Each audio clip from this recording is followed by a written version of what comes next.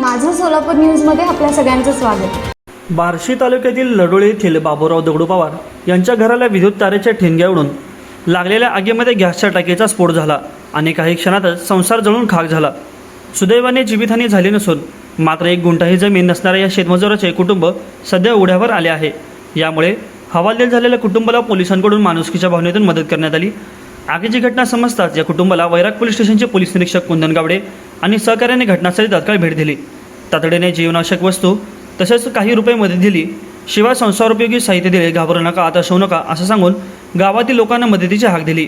यामुळे वैराग परिसरातून पोलिसांचे कौतुक देखील होत आहे। गॅसच्या टाकीचा स्फोट झाल्यानंतर काही क्षणातच संसार उद्ध्वस्त झालं, पण वैराग पोलिसांनी माणुसकी दाखवली व त्या कुटुंबाला सांभाळलं। गावातील लोकांनी देखील मदतीची हाक दिली। यामुळे वैराग परिसरात पोलिसांचे कौतुक होत आहे। माझं सोलापूर न्यूज या यूट्यूब चॅनलला सबस्क्राईब करा आणि बेल आयकॉन प्रेस करायला विसरू नका।